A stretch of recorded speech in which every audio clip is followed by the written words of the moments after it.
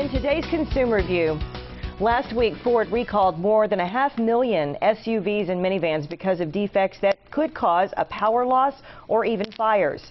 Today, automotive expert Casey Jordan tells us what consumers need to know about vehicle recalls and how to find out if your vehicle is in need of repairs. Good to see you. Good to see you too. And happy holidays. I haven't seen you since the holidays ended, I guess. Yeah. So when a person discovers that there is a defect in their vehicle, does that mean that the vehicle is automatically up for a recall? Not necessarily. If you discover there's a safety problem with your vehicle, the first thing you should do, if it's under warranty, take it to the dealership or take it to your mechanic.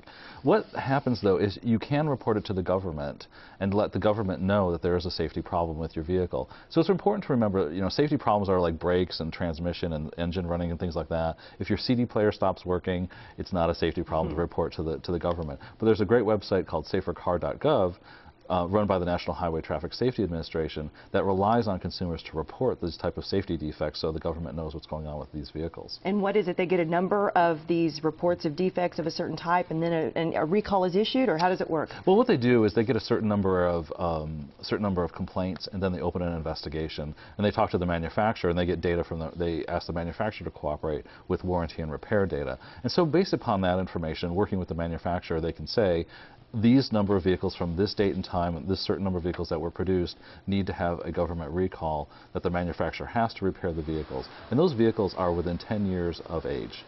So if you have a vehicle that's beyond beyond the 10 years, that's generally not covered under a safety recall. But under this recall website, you can also find out if a car you're about to buy, maybe a used car, has a recall notice on it or has ever had one within that 10-year window? Absolutely. You can go onto that website. You can look and see if the car that you presently own or a car that you're about to buy has undergone a safety recall.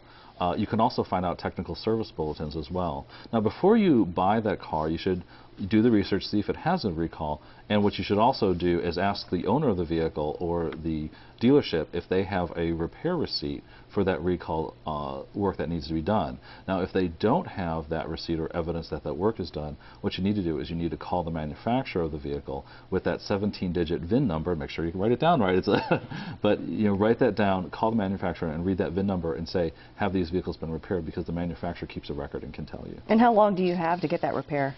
Well, you have within 10-year age of the vehicle. Okay. Now, it's 10 years starts the day that the original owner purchased the vehicle, and that's the date of the year. So if your car is beyond 10 years old, the manufacturer is not obligated to take care of that safety repair. It's up to you to get that safety repair done to make sure that your car is running properly. Good information. Thank you. You're welcome. And Happy New Year. Thank you. You too. Casey Jordan. If you have a question for Casey, just send him an email to askcasey@kv.com. He'll be back to answer some of those very soon.